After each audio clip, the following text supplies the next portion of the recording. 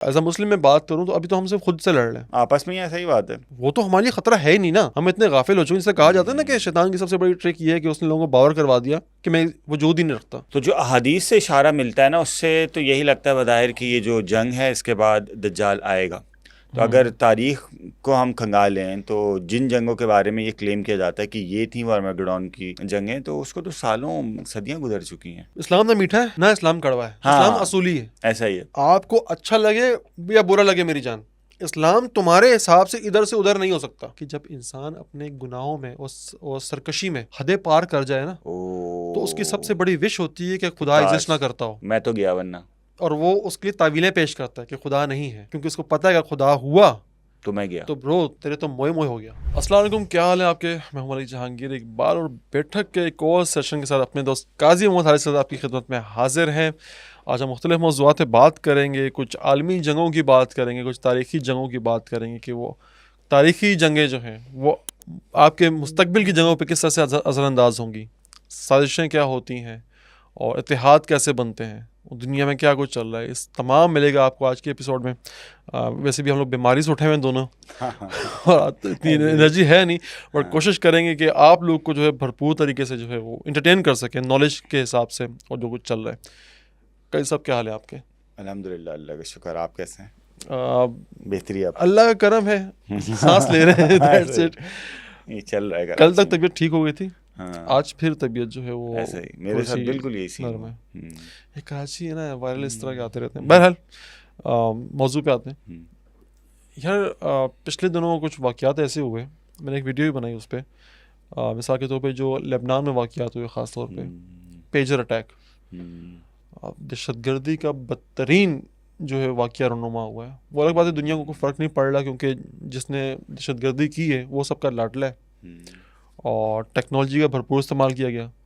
Cyber warfare, information warfare, technological warfare, इन सब को मिला जुला के एक हमला किया है और जिसका कोई जवाब नहीं किसी के पास।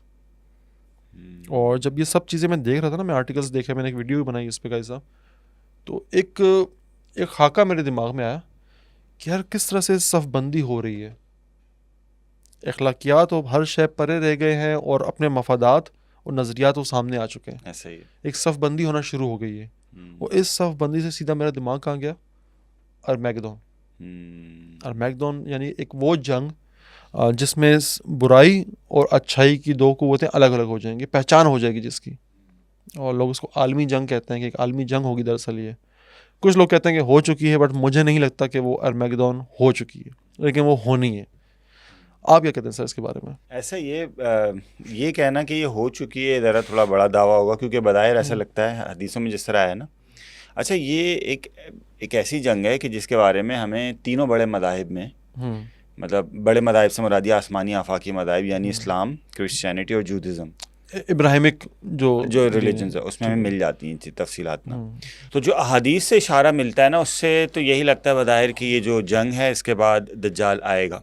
तो अगर तारीख को हम खंगालें तो जिन जंगों के बारे में ये क्लेम किया जाता है कि ये थी आर्मेगेडोन की जंगें, तो उसको तो सालों सदियां गुजर चुकी हैं। अच्छा कई साहब, अगर मैं इसमें थोड़ा सा और ऐड करूं, जो आपने बात की दज्जाल इसके बाद आएगा, तो दज्जाल के बारे में कहा जाता है कि जब वो आएगा, जब उसका ज़हूर होगा तो बहुत बफरा हुआ होगा, बहुत गुस्से में होगा।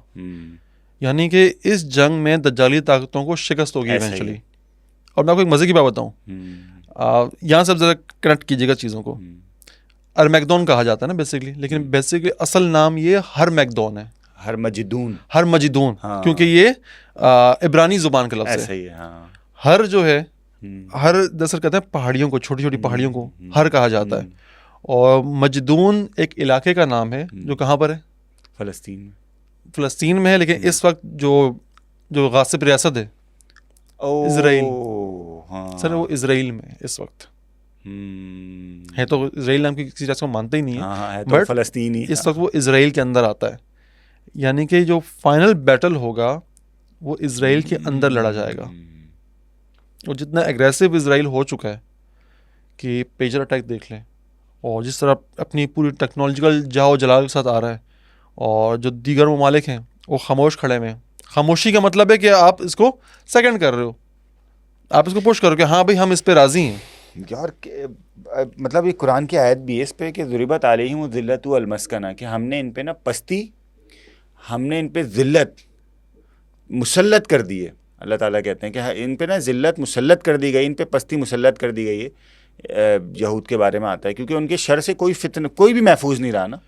तो अल्लाह ताला आगे वही डिटेल में मुफस्सिरीन ने भी लिखा है, अल्लाह कुरान में भी इस तरह इशारा है कि ये वक्ती तौर पे तो इनको थोड़ी बहुत चीज़ें मिल जाएंगी, और आप हिस्ट्री उठाए ना, वाकई इनके साथ यही हुआ, इनका ये सिमेट्रिकल जो है ना वो चलता रहा है। 2000 साल दर बदर रहे हैं ये लोग, बिल्कुल 2000 साल। 2000 बहुत होते हैं और सर बहुत ज़्यादा होते हैं। आप इससे अंदाज़ा लगाएं कि यूरोप के जिस खत्ते में गए इनको मार के निकाला गया वहाँ से। बादशाह कहते थे कि भाई इनको निकालो कि ये सूद का कारोबार करते हैं आके, क्योंकि अपने मज़हब में तो उनके हराम है एक दूसरे के साथ करना, पर ये दूसरे मज़हब के साथ कर सकते हैं। फिर ये यूरोप में आए, रॉथस्चाइल्ड आप देख लें, इन्होंने आज भी तमाम मालियाती इदारे अपने कब्जे में कर लिए।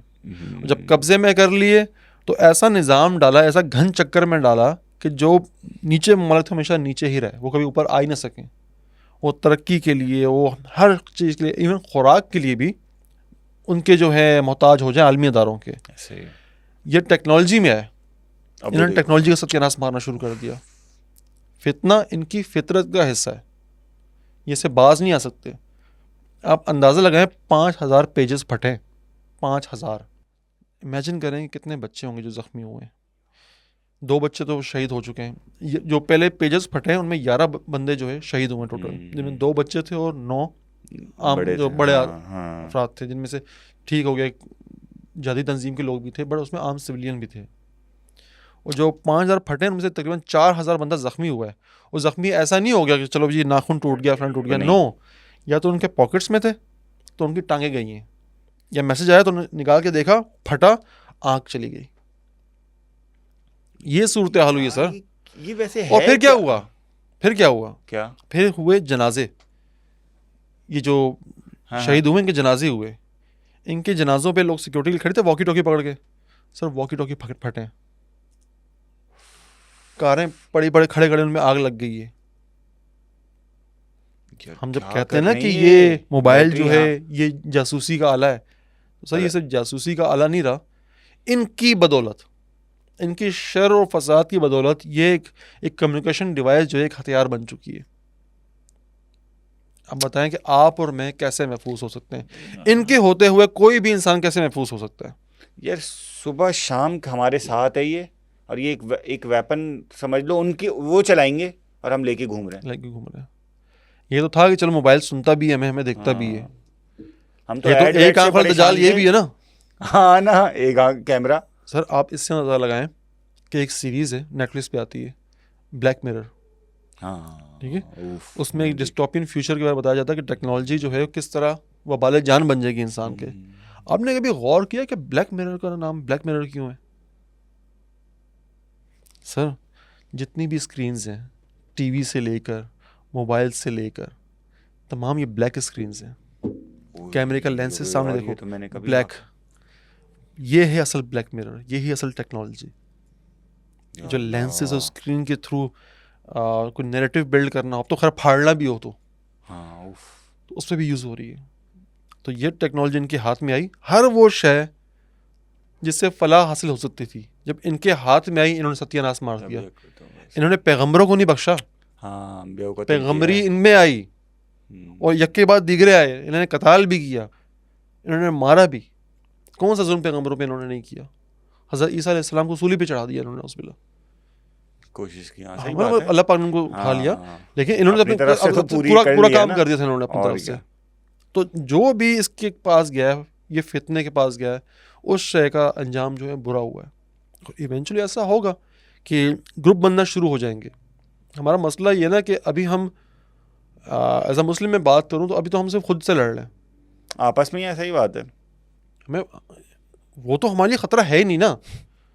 हम इतने गाफिल हो चुके हैं। जिससे कहा जाता है ना कि शैतान की सबसे बड़ी ट्रिक ये है कि उसने लोगों को बावर करवा दिया कि मैं वजूद ही नहीं रखता।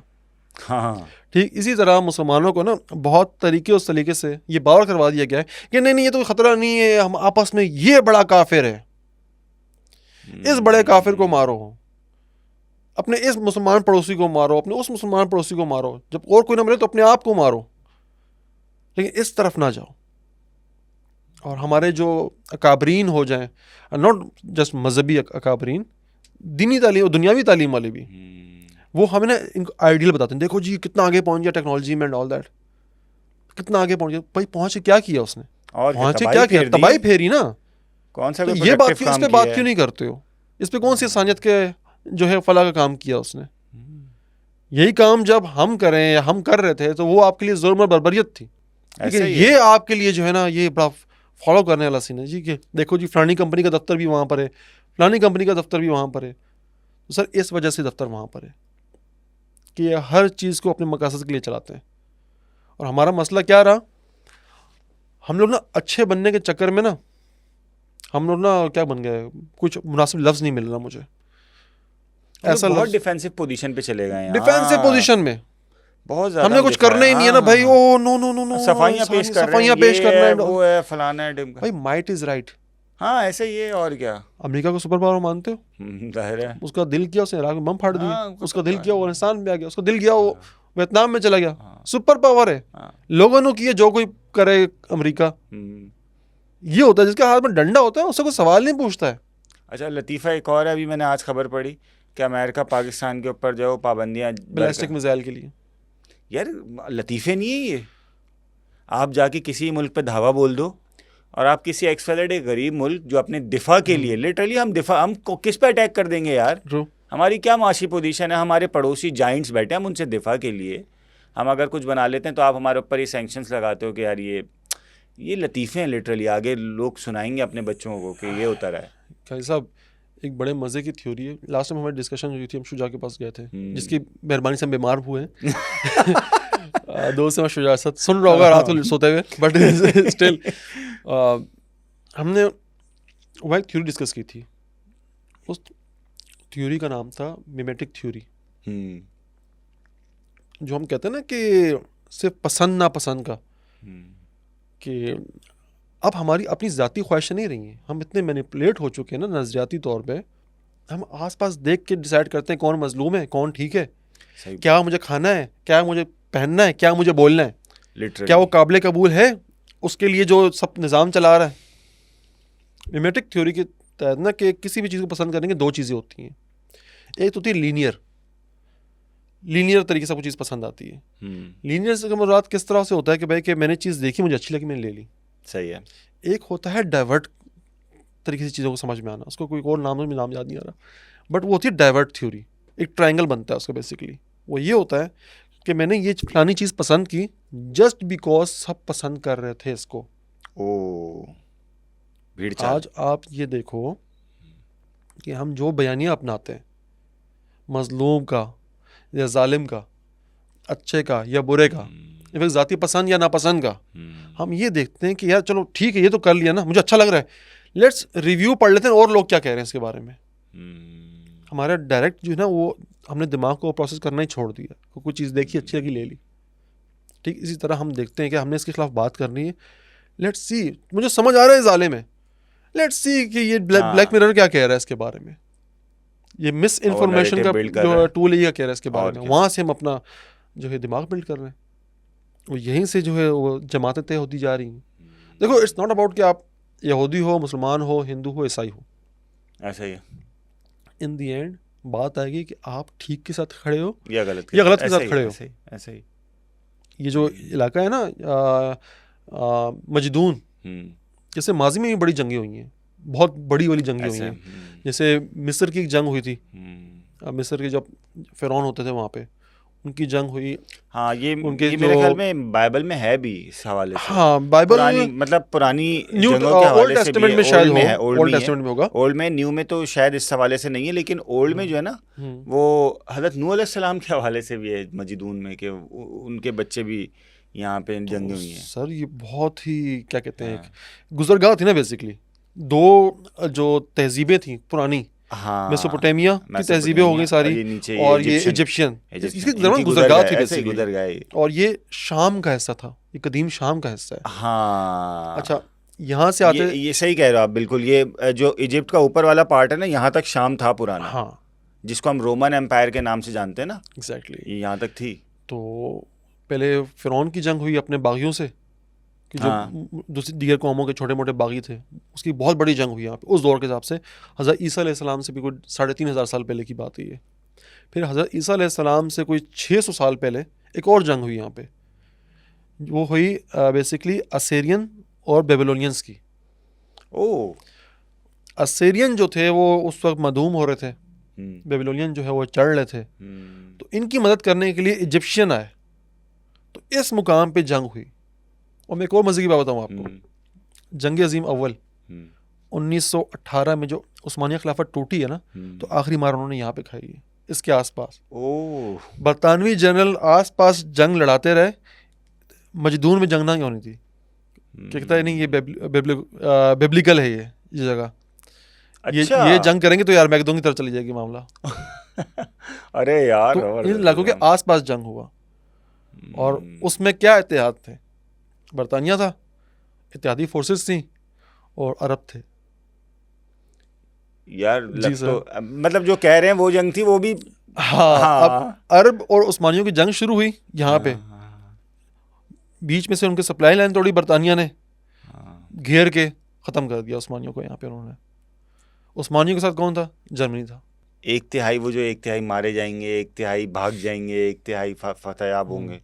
और एक और मज़े की बात बताऊँ, एक पेशन गोई एक्सपर्ट नोस्ट्राडेमस का नाम सुना होगा आपने, कि बड़ी उन्होंने पेशन गोई की हुई है कि ये होगा वो होगा। बहुत सारी एक्यूरेट भी होती हैं, बहुत सारी एक फ्लूट भी होता है, बट बहुत सारी एक्यूरेट हुई हैं। ख़ासतौर पे उसकी जो 1999 के हवाले से थी ना, कि इस दौर में 1990 से 99 के दौर में, इस दौर में एक बहुत ही बड़ा अफरियत खड़ा होगा जो तबाही फैलाएगा। 99 के हवाले से 99 2000 मतलब इस एरा के हवाले से। और हमने देखा कि 9/11 हुआ और एक अफरियत खड़ा हुआ, दहशतगर्दी के खिलाफ जंग का, पूरी दुनिया हिल के रह गई। पूरी दुनिया। अरमैगेडोन का जो उसने टाइम पीरियड बताया था ना, वो कहानी बैठती है 2025 से 2050 के दरमियान की। और जितनी तेजी से महाज खुलते जा रहे हैं दुनिया में, बज़ाहिर ऐसा लग रहा है। मैंने लास्ट वीडियो में ही बात की ना कि आपको कहा जाता है कि जंग अजीम स्वयं जो है वो पानी पे होगी, और फर्स्ट जो है वो 1914 में हुई, सेकंड जो 1939 में हुई। तो उस वीडियो में मैंने ये कहा कि भाई जंग अजीम 3 वर्ल्ड वॉर 3 शुरू हो चुकी है 2001 से। आप फील नहीं कर पा रहे आसपास, आप देख नहीं रहे दुनिया जल रही है आसपास। मतलब हाँ, और क्या होगा अब ये जंग ना, ये एंड तक लेके जाएगी, दज्जाल तक लेके जाएगी सर। ये दुनिया का निज़ाम लिपट रहा है, सफ़ें बन रही हैं। हो सकता है कि मजीद 20-25 साल ये चीज़ चले। हाँ सही बात है, ये इतनी शॉर्ट रन में तो चीज़ें नहीं हल होंगी। हाँ, हो सकता है कि लॉन्ग रन में चलें, लेकिन बात वो ये कि जिस तरह फिर ग्रुप बन रहे हैं। अच्छा, एक और चीज़ बड़ी इंपॉर्टेंट है कि मैंने कुछ नरेटिव ना बड़े अजीब से पढ़े। मतलब कुछ नरेटिव इस तरह के हैं कि जो बाइबल में, ख़ासतौर पे ओल्ड टेस्टामेंट में, जो ये हरमगदौन के हवाले से जो ओल्ड टेस्टामेंट तौरात को कहते हैं। हाँ, तौरात, ये मैं आपको बता दूं तो ये तौरात जो है उसे ओल्ड टेस्टामेंट कहते हैं, जो हज़रत मूसा अलैहिस्सलाम पे थी। हाँ। न्यू टेस्टामेंट जो है वो बाइबल को कहते हैं, जो हज़रत ईसा अलैहिस्सलाम पे वो कहती है। तो उसमें जो है ना, वो ये कह रहे हैं कि ये जो सारी आयात या सारी वर्सेस इस अरमगदौन के हवाले से हैं, वो सारी मौजू हैं, फैब्रिकेटेड हैं। कुछ जो है वो नरेटिव इस तरह के भी हैं। लेकिन फिर सवाल ये पैदा होता है कि वो अहादीस जो इस हवाले से इशारा करती हैं, तो उसके बारे में वही जो लोग स्कॉलर्स हैं वो ये कहते हैं कि उनमें भी ज़ोफ़ है। लेकिन ये अंडरस्टूड है कि जो लोग मानते हैं, मतलब ज़ाहिर ऑब्वियसली इस पे हवाले पे अहादीस भी हैं, बनी इसराइली रिवायात भी हैं। तो एक चीज़ बड़ी इंपॉर्टेंट है, वो ये है कि हमारे यहाँ जो कॉन्सेप्ट है ना इस्लाम में, वो है मलाहिम कुबरा का, जंग अजीम बेसिकली। हाँ। अच्छा, एक चीज़ बड़ी इंपॉर्टेंट है, वो ये है कि हरमजिदून और मलाहिम कुबरा ये दो अलग अलग जंगें। ओह हाँ, और ये दोनों एक दूसरे के साथ इस तरह कनेक्टेड हैं कि एक से फारिग होंगे और दूसरी स्टार्ट है। एक से फारिग होंगे, दज्जाल आएगा, दूसरी स्टार्ट हो जाएगी। बस ऐसा ही है। ओह, दूसरी स्टार्ट है। मलाहिम कुबरा ना दूसरी वाली है, ये हरमजिदून ये पहली वाली है। और अजीब सी बात यह है कि इसमें यही लिखा है कि हरमजिदून के साथ जो है ना, हरमजिदून में जिसको अरमगदौन कहते हैं, वो हमारी रोमन्स के साथ सुलह भी हो जाएगी, अग्रीमेंट होगा। वो अग्रीमेंट फिर टूटेगा बाद में। वो हदीसों में जो अल्फाज आता है वो इस तरह का है कि एक ईसाई जो है वो स्लैब लेके आएगा मैदान में। वो कहेगा देखा जब ये जंग हम लोग जीत जाएंगे, तो वो कहेगा देखा सलीब की जो है वो फतह हो गई है, गालिब आ गई सलीब। सलेब जब गालिब आ गई, ये अल्फाज जब होंगे तो मुसलमान फिर कहेंगे कि ये तो आपने गलत अल्फाज कहे, एक मुसलमान उस पर अटैक भी करेगा, वहाँ से फिर ऐद चिकनी होगी और फिर वहाँ पे फिर वो पीछे से कोई आके अनाउंस करेगा कि दज्जाल आ गया उधर। गाजी साहब, अगर आप मुझसे कुछ 4-5 साल पहले इस बारे में बात करते ना, अरमैगदोन के बारे में या हर मजदून के बारे में, तो मैं कहता कि शायद यार ये ज़ईफ़ ही सीन है, ऐसा नहीं हो सकता, कॉन्स्पिरेसी है। बट अब आप ये देखें ज़रा, आप ये देखें मैदान किस तरह सज रहा है। यूरोप में था लेफ़्ट का गलबा, ठीक है। लेफ़्ट का मसला ये है कि लेफ़्ट आपकी सिर्फ अखलाकियात खाता है, सही है, वो को मारता नहीं है, वो आपकी अखलाकियात खाता है, आपके नज़रियात बदलता है। ये लेफ़्ट का हमेशा से हो रहा है, आज़ादाना ख्याल हो कि स्टालिन नहीं सर, वो लेफ़्ट नहीं। देखो, आप माशी लेफ़्ट ना कहें, नज़रियाती लेफ़्ट। अच्छा, नज़रियाती लेफ़्ट से मुराद नज़रियाती, सही है, हाँ, सही, ठीक है। नज़रियाती लेफ़्ट से मुराद है। ये जो है कि जो आज़ाद ख्याल हो, लिबरल हो, उसको लेफ़्ट कहते हैं। और इस निज़ाम में जो राइट होता है वो मजहबी होता है, कट्टर मजहबी, उसको राइट कहते हैं। लेकिन माशी में आ जाओ तो लेफ़्ट का मतलब होता है ये कम्युनिज्म वाला सीन चला जाए, और राइट का मतलब होता है कि आप कैपिटलिस्ट हैं। यूरोप में लेफ़्ट जो है वो बहुत तरक्की पा रहा था पिछले कोई 30-40-50 साल में। इनफैक्ट जंग-ए-ज़िम दोम के बाद वहाँ पे लेफ़्ट ही अरूज पा रहा था, राइट बचा नहीं था वहाँ पे। और अब तो बिल्कुल ही जो है वो ख़त्म हो चुका था, कोई 5-6 साल पहले तक। फिर LGBT राइज हुआ, सब कुछ हुआ, लेकिन कहते हैं कि जब एक शय इतनी ताकतवर हो जाए ना कि वो दूसरी को दबाने लग जाए, सब फिर दूसरी में भी ना सर्वाइवल की जंग है ना, सर्वाइवल की। वो हिरन भी जब कॉर्नर होता है शेर से लड़ जाता है भाई, वो उसे पता है कि अब तो मैं मर रहा हूँ। अब जब स्ट्राइक बैक किया राइट ने, तो लेफ़्ट नहीं खड़ा हो पा रहा उसके सामने, ना यूरोप में ना ही अमेरिका में। बहुत तेज़ी से आप देखेंगे, मैं पहले भी कई दफ़ा इस पे बात कर चुका हूँ, आने वाले 5-10 साल में पूरा यूरोप आपका राइट विंगर से भरा हुआ होगा, हर हुकूमत राइट विंगर्स की होगी।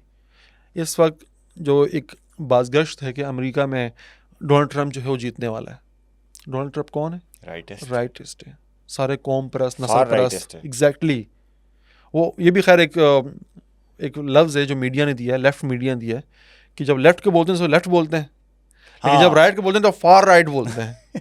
समझ रहे हैं? हाँ, सही बात। वो गलत भी नहीं इस मामले में। फार राइट इसका मतलब दिमाग में फिर एक्सट्रीमिज्म, यस।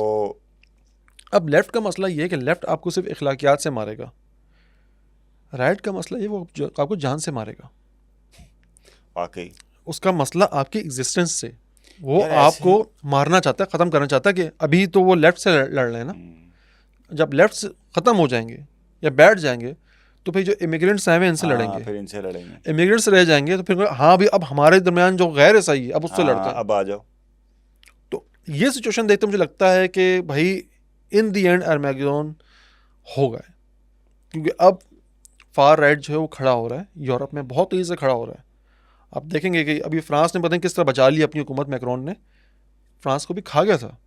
बरतानिया में ऐसा जो हंगामे हुए हैं, तो किस तरह से बरतानिया ने उसमें पार्टिसिपेट किया, हम बरतानिया वाले शहरी ने, तो ये तशवीश लाके जर्मनी में जो है वो बड़े शिद्दत से जो है वो दोबारा से खड़े हो रहे हैं, ये फार राइट वाले नस्ल परस्त। तो आने वाले 10 से 15 साल, ये मैं बहुत बड़ा टाइम बता रहा हूँ, टाइम फ्रेम बता रहा हूँ, 10 से 15 साल में आप देखेंगे कि यूरोप में और अमेरिका में राइट्स वालों की हुकूमत होगी, और वो आपको आपकी एग्जिस्टेंस बर्दाश्त नहीं करते। अच्छा, अभी भी ना एक चीज़ है कि मैं अगर फॉर एग्जांपल हमारे जानने वाले कुछ इधर उधर डिफरेंट कंट्रीज में रहते हैं ना, तो हमारे एक जानने वाले कनाडा से आए हुए थे अभी गुज़िश्ता दिनों, उनसे बातचीत चल रही थी। मैंने बोला आपके लिए ना सबसे बड़ा चैलेंज पता है क्या है? लेफ्टिस्ट के साथ आप बैठ नहीं सकते क्योंकि LGBTQ आपके घर में घुस रहा है। राइटिस्ट के साथ आप इसलिए नहीं बैठ सकते कि ये इनको तो नहीं घुसा रहे, लेकिन ये कब तक आपके साथ आपके मजहब को लेके बर्दाश्त करेंगे आपको। सर लेफ्ट के साथ आप नहीं बैठ सकते, राइट आपको बिठाना नहीं चाहेगा। हाँ यार, क्या खतरनाक सूरत। और उसने बोला बिल्कुल यही सूरत हाल है। बोल रहा है कि हम किस तरह नज़रियाती तौर पे वहाँ सर्वाइव कर रहे हैं हम ही जानते। वो बंदा थोड़ा सा नज़रियाती था, थोड़ा सा इंटेलेक्चुअल था, तो उसने ये बात कर ली। अदरवाइज बाकी लोगों को तो समझ में ही नहीं आता कि हम, यकीन करो यार, मोर देन 95% पाकिस्तानियों को पता ही नहीं है राइट और लेफ्ट है क्या। दुनिया भर में सियासत राइट लेफ्ट की होती है, या माशी तौर पे हो, हाँ, या सियासी तौर पे। हम लोगों को तो हमारे यहाँ तो अलग ही सिस्टम है। तो दुनिया भर में क्या चीज़ें चल रही हैं ख़ास तौर पे इस जंग को लेके ना, इन चीज़ों को लेके। अब हम वहाँ पर मौजूद हों, हम तो लेफ़्ट राइट दोनों में ही फिट नहीं हो रहे।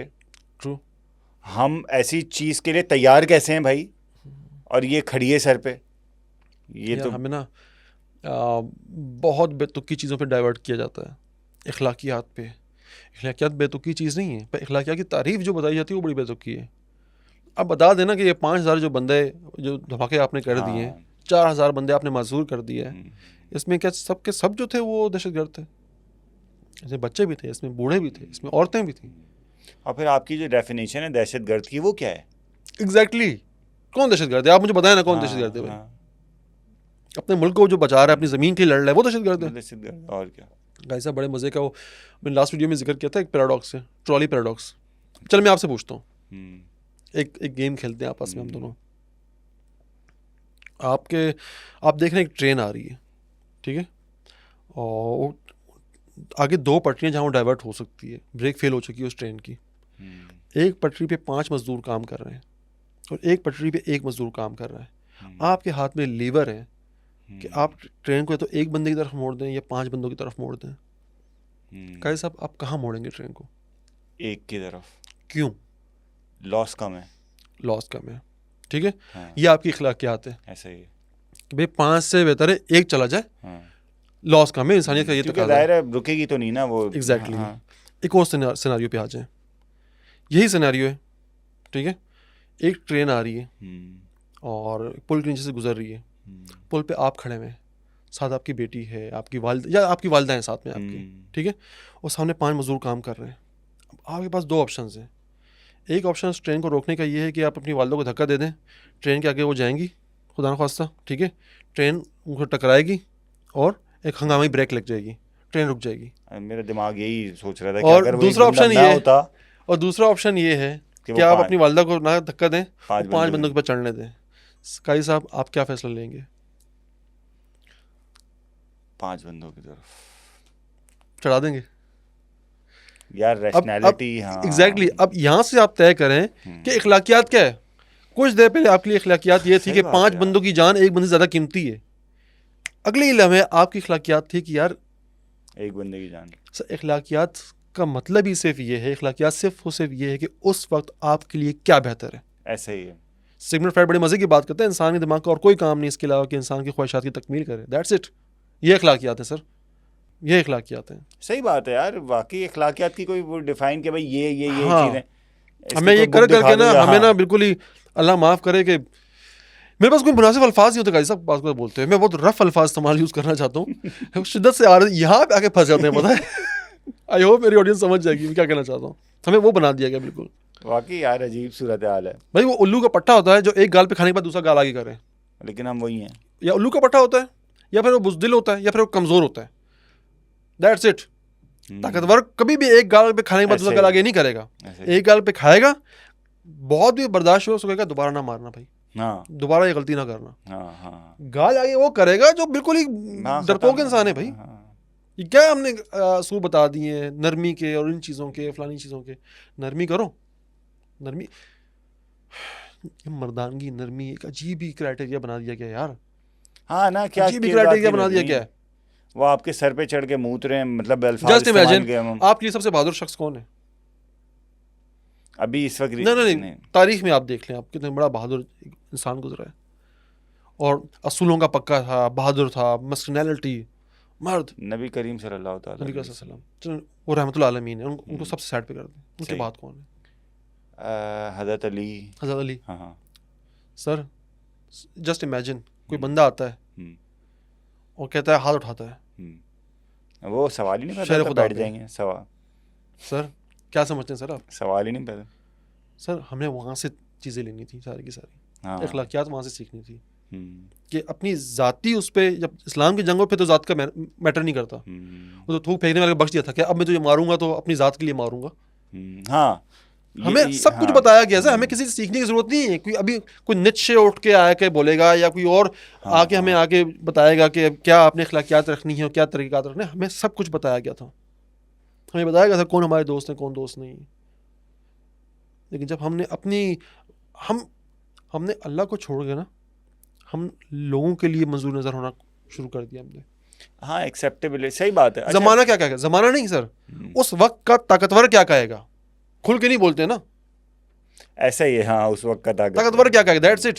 अमेरिका क्या कहेगा यार, यूरोप क्या कहेगा यार, वीजा नहीं लगेगा। एग्जैक्टली। मैंने अच्छा, 2-3 पोस्टें की इस तरह की ना, फिर? मुझे लाइफ में एक दफा अमेरिका जाना है, ठीक है। हाँ। तो मैंने 2-3 इस तरह की फेसबुक पोस्टें की, दोस्त का मैसेज आ गया कि मैंने ये सोशल मीडिया भी देखा जाता है, जरा वीज़ा नहीं लगेगा। हाँ, अब जन्नत चले जाओ या यूके या यूएसए चले जाओ, अब क्या करें। चैनल पे 2 स्ट्राइक आ चुकी है। यार एक चीज़ है जहांगीर, हम लोग ना पिछले दिनों, मतलब पिछले दिनों से मुराद ये 5-6 साल पुरानी बात है, हम लोग एक जगह बैठ के ऐसी डिस्कशन कर रहे थे कि कुछ स्कॉलर्स भी ना हमारे बड़ी दिफाई पोजीशन पे चले गए, एग्जैक्टली, और हैं बड़े मशहूर, लोगों को उनका बयानिया भी पसंद है, लेकिन यार इस दिफाई स्टांस पे जो हम जहाँ खड़े हुए यूरोप भी जाना है ना, वही ना यार, ये एक मीठा मीठा था इस्लाम, सर, ये कब यूरोप तक भी जाना चलेगा है। यार ये? सर इस्लाम ना मीठा है ना इस्लाम कड़वा है, इस्लाम हाँ, असूली है। ऐसा ही है। आपको अच्छा लगे या बुरा लगे मेरी जान, इस्लाम तुम्हारे हिसाब से इधर से उधर नहीं हो सकता। मैं कोई अच्छा मुसलमान नहीं हूँ मेरी भाई, लेकिन मैं अगर कोई गलत काम कर रहा हूँ ना तो मैं उसको जस्टिफाई भी नहीं करता। मैं कहता हूँ मेरा ठीक है, ये काम मैंने किया, ये गलत था, इस्लाम के खिलाफ था, मुझे पता है, हाँ, मैं मोड़ूंगा नहीं इस्लाम को उस तरह। ये इंपॉर्टेंट चीज़ है। इस्लाम ना मीठा है ना कड़वा है, इस्लाम असूली है भाई, ये सही, जो ये असूल सही तय है, कर दिए गलत गए। है, एग्जैक्टली, ऐसा ही है। इस पे क्या आप गलत साबित कर करेंगे, लो चेंज करेंगे? तो उस पर तौबा कर लो, एग्जैक्टली, उसको सही करने की कोशिश ना करो कम से कम। हाँ, एक्सेप्टेंस, हाँ, एक्सेप्टेंस। अब हदीसें आ रही है सामने, आप इन हदीस को इसलिए मोल्ड कर रहे हो, उन हदीस को इसलिए ज़ईफ़ करार दे रहे हो क्योंकि उनसे इस्लाम का वो चेहरा सामने आता है जो ताकतवर को या किसी एक्सपर्ट को नहीं कबूल। कजी शायद ये इस टॉपिक से बिल्कुल हट के एक कॉट है, ऑस्कर वाइल्ड ने कहा था ना, ऑस्कर वाइल्ड ने कहा था या नहीं, अल्ताफ के जो फेवरेट है, क्या नाम है उनका, नेपोलियन बोनापार्ट, नेपोलियन बोनापार्ट ने कहा था, या ऑस्कर वाइल्ड ने, कोई करेक्ट कर देना मुझे, या मार्क ट्वेन ने खालबन कहा था, मुझे वो नाम ही जस्ट नहीं, रोमी ने नहीं कहा था। उसने कहा था उसने कहा था कि भाई मज़हब जो है ना, या खुदा की ज़ात, ये ऐसा ही है गरीब के लिए कि जैसे एक अंधा अंधेरे कमरे में काली बिल्ली तलाश करे जो वहाँ पे है भी नहीं और उसको पा भी ले। कितना बड़ा ड्रामा है। उसके जवाब में एक फिलोसफर ने कहा था, उसका मुझे नाम याद नहीं आ रहा है फॉर ऑब्वियस रीजन, जहांगीर भाई को नाम याद नहीं रहता। उसने कहा था कि जब इंसान एक हद तक सरकशी में चला जाता है ना, तो डीप डाउन उसकी सबसे बड़ी विश होती है गॉड एग्जिस्ट ना करता हो। ऑस्कर वाइल्ड पहली वाली बात ऑस्कर वाइल्ड ने कही थी, ठीक है। दूसरी बात के जवाब में कही थी, दोबारा दोहराओ। दूसरी बात जो उस बंदे ने की ना इसके जवाब में, उसने ये कहा कि जब इंसान अपने गुनाहों में और सरकशी में हदें पार कर जाए ना, तो उसकी सबसे बड़ी विश होती है कि खुदा एग्जिस्ट ना करता हो, मैं तो गया वरना। और वो उसके लिए तावीलें पेश करता है कि खुदा नहीं है, क्योंकि उसको पता है अगर खुदा हुआ तो मैं गया, तो ब्रो तेरे तो मोए मोए हो गया। यहीं से आगाज होता है गुनाह का, शर का, खुदाई उसका, कि आप फिर विश करते हो। इट्स नॉट लाइक कि आप कुछ तावीलें बनाते हो या कुछ दलीलें करते हो, आप विश करते हो कि खुदा एग्जिस्ट ना करता हो। यार वही ना, शायद तुम्हें याद हो एक दफ़ा हम बैठ के इस पर डिस्कशन भी कर रहे थे कि वो जो कुरान बार बार कह रहा है ना, इन्ना वो समीउल बसीर, देख रहा है, सुन रहा है। ये सबसे बड़ी चीज़ ये है कि बंदे को ना गुनाह करते वक्त ये अकाउंटेबिलिटी ख़त्म करनी होती है। एग्जैक्टली, वो क्योंकि हर्ट करती है उसको गुनाह करते हुए। जब वो है ना, वो चाहता है यार ये अकाउंटेबिलिटी खत्म हो जाए, तो वो उसके लिए जवाब तराशता है कि यार ये है ही नहीं, समी बसीर है ही नहीं, करो। वो अपने इनर सेल्फ को एक बड़े मजे का इसका होता है इफेक्ट। वो कहते हैं कि love heals just because we believe it heals. एक मेडिकल टर्म होती है, इसके लिए यूज़ की जाती है, जिसमें आपको बाज़ वक़्त ना शुगर कोटेड टैबलेट्स दी जाती हैं। अच्छा, उसमें होता कुछ भी नहीं है, आप उससे सही भी हो जाते हो, आप उससे सही भी हो जाते हो। बहुत मज़े का एक है ये, कोई इफेक्ट इसे कहते हैं, ये कोई इफेक्ट है। मुझे याद नहीं आ रहा, क्यों याद नहीं आ रहा है, मेरा फेवरेट वो है कि love heals just because we believe it heals. तो आप अपने दिमाग को ना इतना वो बता देते हैं चीज़ों को, एक ईमान डालते हैं किसी चीज़ के ऊपर, फिर वो चीज़ें उसी हिसाब से होना शुरू हो जाती हैं। अच्छा, ऐसा ये कि समटाइम्स ना आप किसी चीज़ को इतना इमेजिन करते हो कि फिर वो आपको नज़र भी आना शुरू हो जाती है। अच्छा, ये ट्रिक है सर, ये ट्रिक है। ये आपका इंसान का दिमाग जितना पेचीदा है ना, उतना भोला और मासूम भी है। ये बहुत आसानी से ट्रिक हो जाता है। आप ख्वाब में होते हो, ख्वाब में गिरते हो, आपकी आँख खुल जाती है, दिमाग को लगता है कि मैं वाकई गिरा हूँ, हाँ, जिसमें वाकई गिरा है। ये उतना ही भोला ही है। इसीलिए ये टेक्नोलॉजी, इंफॉर्मेशन वॉरफेयर, ये सब ये आपके दिमाग को ट्रिक करने के लिए बेसिकली। आपको आंखों सामने चीज़ नज़र नहीं आती, बस आपको चीज़ नज़र आती जो एग्जिस्ट ही नहीं कर रही होती, सिर्फ ट्रिक होता है। वो शब्दबाज हाथ की सफाई क्या है? आपके दिमाग को ट्रिक करना होता है। दैट से कोई जादू नहीं कर रहा होता शब्दबाज, लेकिन आपको लगता है कोई जादू हो रहा है जैसे। आपके दिमाग को ट्रिक करना सीख जाता है। ब्लाइंड स्पॉट्स होते हैं आपके दिमाग में। आपका दिमाग एक्सेप्टेंस वाली शय है, हर वो चीज़ जो देखते हैं उसे बिलीव करता है, कोशिश करता है और बिलीव उसी नज़रों का छल। ये रोशनी है ना, नज़र क्या है आपकी? रोशनियों का खेल है, मुख्तलिफ रोशनी है। ऐसे ही है, आप इनको मैनिपुलेट करना जो है वो सीख जाए, या दिमाग में थोड़ा सा केमिकल लोचा नज़र आ जाए, तो यहाँ पे आपको पिछलपेरी भी नज़र आ जाएगी, वहाँ पे सरकटा भी नज़र आ जाएगा आपको।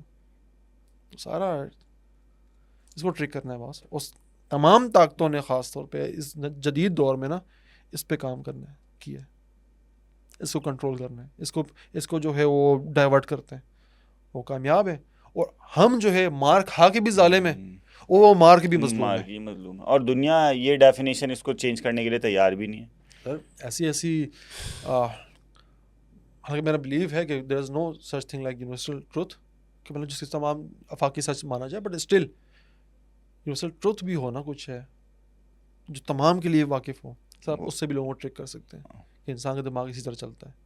वो माइट इज़ राइट, जिसके पास डंडा है उसका पास जो है सारा का सारा सबके गले का फंदा है। हाँ, चल रहा है सर ये चीज़। अच्छा, ये चीज़ भी होती है ना कि हमारे यहाँ, मतलब हमें इस चीज़ को तो अंडरस्टूड कर लेना चाहिए एज अ मुस्लिम भी, कि यार ह्यूमन ब्रेन बायस्ड होता है। बिल्कुल होता है सर, लाजमी तौर पर। उसका रीज़न क्या है? क्योंकि वो जो ऑब्जर्व करेगा उसकी बेस पे डाटा जमा कर रहा है। exactly. अच्छा, इस बायसनेस को ख़त्म करने का एक ही सॉल्यूशन है, वो ये कि ऑब्जर्वेशंस को इंक्रीज़ किया जाए। एग्जैक्टली। नंबर ऑफ ऑब्जर्वेशंस को जितना कर सकते हैं ज़िंदगी भर में आप उसको इंक्रीज़ करें।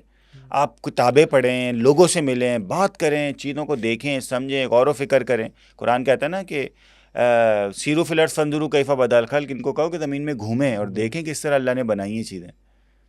तो ये काम करना है इंसानों को, मुसलमानों को स्पेशली ना, ताकि ये बायसनेस ख़त्म हो जो दिमाग में आ रही है। ऐसा जब पहले हम वीडियोस बनाते थे ना, आई होप वो लड़का मुझे देख रहा हो, सुन रहा हो। दैट गाय वाज हार्डली 16 और कह रहा था कि मुझे एक मैसेज आया फेक आईडी से इंस्टाग्राम पे कि जहांगीर भाई मैं एथिस्ट हो गया हूँ। मैंने कहा गुड फॉर यू, क्योंकि मुझे पता था 16 साल का बच्चा है वो, क्या ही सोच लेगी। मैंने कहा क्या डाटा है, क्या ऐसा हुआ? कहते नहीं मैंने पढ़ा है इसके बारे में, मैंने फलाने भाई की वीडियोस देखी, फलाने की वीडियोस देखी, उन्होंने बताया। मैंने कहा गुड फॉर यू। कहता आप क्या कहेंगे इस पर? मैंने कहा तू हो गया, आप क्या कह सकते हैं? अब तो हाथ से निकल गया। बहरहाल एक दोस्ताना माहौल में बात थी ना, हमारी बात हुई, 3-4 महीने बात हुई, और फिर मैं इंस्टाग्राम से और यूट्यूब से हम लोग थोड़ा सा किनारा कशी हो गई थी हमारी, और मेरा रब्ता ख़त्म हो गया उस बच्चे से। कोई 2-2.5 साल बाद, ये 2022 से 2023 में, 2023 के स्टार्ट में मुझे उसका मैसेज आया कि जहांगीर भाई मैं मुसलमान हो गया हूँ। मैं कहा अल्हम्दुलिल्लाह, again good for you bro. कहते हैं क्या अब क्या हुआ ऐसा ना? कहते हैं नहीं मैंने बाकियों को भी पढ़ा। मैंने कहा यही आपका सफ़र है। हर इंसान एलानिया या गैर एलानिया एक मौके पे मुलिद होता है, वो तस्लीम करे या तस्लीम ना करे। जब भी आप पढ़ोगे, ज़ाहिर बात है सिर्फ अपनी किताबें तो नहीं पढ़ोगे ना आप, मुखालफिन की भी किताब पढ़ोगे कि वो क्या कह रहे हैं इस बारे में, वो पढ़ेंगे, आपके दिमाग में ख्यालात आएंगे, लेकिन एक खौफ होगा, आप उसका जिक्र नहीं कर सकते, इजहार नहीं कर सकते। सवाल आते हैं खुदा है भी कि नहीं है, क्या वो आँख बंद हुई पता नहीं कहीं खुले ही ना, that's it, error 404 not found. ख्याल आते हैं, ऐसा ही, सही बात है, नज़रियात बदलते हैं, कोई बुरा नहीं है मेरा भाई। पढ़ो, सवाल करना जारी रखो, इवेंचुअली आप पहुंच जाओगे। जब भी आपको अच्छी नॉलेज मिलनी होती है ना, तो पहले की इरेज होती है, एक पॉइंट ब्लैंक आता है, ग्रे एरिया आता है, ब्लैक से वाइट की तरफ आते हुए ग्रे एरिया आता है, जिसमें आप इधर के होते हो ना आप उधर के होते हो। वहाँ यार अच्छा पता है, इसमें एक चीज़ बड़ी इंपॉर्टेंट है, लोग ये समझते हैं बुरा है यार, इसको हज़रत इब्राहीम अलैहिस्सलाम के हवाले से खुद कुरान में जिक्र किया है, वकदालिका नुरी इब्राहीम मलकुत समावाति वल अर्दि वलियकूना मिनल मुक़रिन फलम्मा जन्ना अलैहि लैल रा कौकबा, उन्होंने चाँद को देखा, बोला ये खुदा है, सूरज को देखा, सितारों को देखा, उन्होंने बोला नहीं वो खुदा नहीं हो सकते जो गुरूब हो जाएं। यार हज़रत इब्राहीम, एक और सवाल पूछता हूँ काजी साहब से, हम्म, आपके नज़र में दुनिया का में सबसे साबिर इंसान कौन गुजरा है?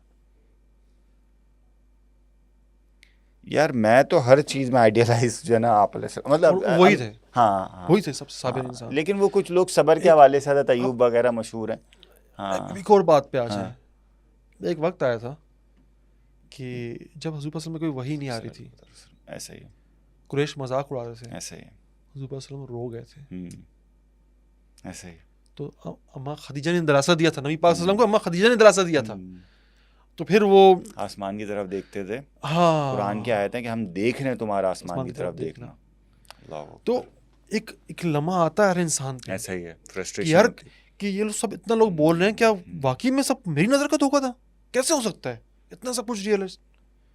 फिर कितनी तसल्ली से अल्लाह पाक ने वो पूरी सूरत उतारी, कितनी तसल्ली से। ऐसा ही यार, मुझे ना यार इसमें, मुझे इसका ना इस फ्रेज का ना एक पॉइंट बड़ा अजीब लगता है। मतलब आप अलैहिस्सलाम उस जगह पे आके क्या फील करते होंगे कि आज से 6 महीने पहले तक ये मुझे इस बात पे वो करते रहे कि तुमने किताब अपनी तरफ से बनाई है, एग्जैक्टली और आज मुझे ये कह रहे हैं कि तुम्हारे खुदा ने तुम्हें छोड़ दिया, तुम्हारे ऊपर वही नाजिल नहीं कर रहा। यार ऐसे लोगों को जाके तबलीग करनी है, उनको जहन्नम से खींच के जन्नत की तरफ लेकर आना है। यार बहुत बड़ा चैलेंज था। सर काजी साहब, आप इस बात से अंदाज़ा लगाएं कि हम ना बहुत सारे पैगंबरों को ना बहुत सरसरी से पढ़ लेते हैं, हम इन डेप्थ नहीं जाते उनकी ज़िंदगियों पे। हर पैगंबर की ना बड़ी स्ट्रगल है। मैं हज़रत नूह अलैहिस्सलाम के बारे में पढ़ रहा था, यार उन्हें 950 साल तबलीग किए, कंटिन्यूस रिजेक्शन। जस्ट इमेजिन 950 साल, और 50 बंदों ने सिर्फ ईमान लाया, उनमें से भी कमज़ोर थे और वो नदार गरीब गुरबा जो थे। इमेजिन करें काजी साहब, 950 साल, 9.5 सदियाँ। और अगर ये ना लाते इस्लाम 50 बंदे, तो आज हम होते भी नहीं, क्योंकि होते वो भी नहीं, तूफान में तो एग्जैक्टली। वो तो कितना ये बड़ा चीज़ इससे कंट्रीब्यूशन। हमें पता चलता है काजी साहब, हमें शुरू से ये पता होना चाहिए था कि नो मैटर व्हाट लोग क्या कहेंगे, दुनिया क्या कहेगी, हाँ इट शुड बी अबाउट कि खुदा क्या कहेगा या खुदा क्या कहता है। या वही वाली बात है कि हम किस सिम्त में खड़े हुए हैं। एग्जैक्टली हम यार पता है क्या, वर्ल्डली लाइफ के लिए कुछ डिज़ायर्स या कुछ लग्जरीज़ के लिए अगर हमने वो लाइन क्रॉस कर ली, यार वही वाली बात है कि एक हाथ में जन्नत है, एक हाथ में दोज़ख है। बहुत बड़ा लॉस है यार, ये तो बहुत बड़ा, क्योंकि ये ज़िंदगी कितनी ही है। इट्स नॉट अबाउट जन्नत और दोज़ख, हाँ इट्स नॉट अबाउट जन्नत और दोज़ख। मैंने कभी भी जन्नत का सीन नहीं मेरे दिल में आया कि जन्नत दोज़ख। कभी हम जैसे गुनहगारों को ख्याल आ भी जाता है ना, तो सिर्फ ये ख्याल आता है कि वहाँ खुदा होगा, वहाँ नबी पाक सल्लल्लाहु अलैहि वसल्लम होंगे, वो नाराज़ ना हो, वो नाराज़ ना हो। That's सही it. बात, सही बात। जन्नत दोज़ख क्या है? वो राज़ी है तो जन्नत ही जन्नत हर शय है यार। वो अगर राज़ी नहीं है, वो अगर बुरे दिल से ही, मतलब वो क्या क्या, अच्छा ठीक है भेज दो उसको जन्नत में, और वहाँ वो देखे ना हमारी तरफ, तो मैं तो कहता हूँ नहीं चाहिए जन्नत ऐसी। फिर वो ही नहीं देखते हमें, तो फिर जन्नत क्या क्या करना है? एक हदीस में है ना कि कुछ लोग क़यामत के दिन उठेंगे, अल्लाह उनको देख के मुस्कुराएंगे और वो अल्लाह को देख के मुस्कुराएंगे। बस ख़त्म, किस्सा ही ख़त्म हो गया, मामला ही ख़त्म। वो तो क्या टेंशन है, क्या परेशानी है। इट्स जस्ट लाइक काजी, जस्ट लाइक ना कि हम मूवीज़ वगैरह देखते हैं और सब कुछ करते हैं। जस्ट इमेजिन कि मैं और तू एक दूसरे से गायब हो जाएं। तुझे नहीं पता होगा जहांगीर कहाँ गया, मुझे नहीं पता होगा काजी कहाँ गया। ज़िंदगी को बच्चे गुजार दें, एक दिन कहीं बैठे हुए 90 साल का जहांगीर, 90 साल का काजी अस्पताल के बेड में बैठे हुए सोच रहे हैं अपने वक्तों को। ऐसी नज़र पड़ती है, साथ वाले बेड में काजी लेटा हुआ है, काजी जहांगीर देखता है। वो जो स्माइल होगी ना, मुस्कुराहट एक दूसरे को देखने वाली, भले हमें पता है दूसरे को गाली देंगे पहले तो, बट वो जो एक स्माइल होगी ना, हाँ, उस स्माइल में 60 साल के किस्से होंगे। सफ़र होगा। सही बात है। अब अंदाज़ा लगाओ कि जब हम खुदा को देख के मुस्कुराएंगे, खुदा हमें देख के मुस्कुराएगा कि यार कितने लाखों साल दूर रहे, देख मिल गए ना, यहीं से तेरे पास से गए थे, क्या क्या नहीं सहा हमने, देख तूने कितनी आज़माइश डाली, यहाँ पे तेरे पास कामयाब हो के आए ना। वो स्माइल कैसा, वो मुस्कुराहट नहीं होगी, वो लाखों करोड़ों सालों के किस्से होंगे, वो दुनिया की तख्लीक, वो कौन होगा, वो कौन होगा, इसराइल का इसराफील अलैहिस्सलाम का वो सूर होगा, वो नबी अलैहिस्सलाम के खाए हुए पत्थर होंगे, वो नूह अलैहिस्सलाम का तूफान होगा, वो हज़रत मूसा का असा होगा, फिर पूरी पट्टी घूमेगी, क्या कुछ हो गया, वो ये कामयाब आए मेरे पास। तो देखा, तुम्हें मैंने कहा था ना कि दूंगा तुम्हें, आ जाओ। और ये अल्लाह ताला हमने आपसे कहा था ना कि हम साबित कदम रहेंगे यार, इंशाल्लाह उन्हीं में से होंगे इंशाल्लाह। इसी पॉजिटिव नोट के साथ यार मुझे ना अच्छा फील हो रहा है ना। अच्छा, हर मजदूर से स्टार्ट किया था। मुझे अच्छा फील हो रहा है। खैर उम्मीद करते हैं कि आपको कुछ समझा सकेंगे जो हम समझाना चाह रहे थे। कोई सवाल पूछना हो आपको या इस वीडियो के हवाले से कोई भी आपकी राय हो ज़रूर दीजिएगा। राय बड़ी ज़रूरी होती है आपकी। मैं तमाम कमेंट्स पढ़ता हूँ, कई साहब भी पढ़ते हैं, वो अलग बातें रिएक्ट नहीं करते, बट ये पढ़ते सारे। आपसे मुलाकात होती है नेक्स्ट वीडियो पे। तब तक मुझे और काजी मोहम्मद हारिस साहब को दीजिए इजाज़त। आपसे मुलाकात होती है नेक्स्ट वीडियो पे। अल्लाह हाफिज़।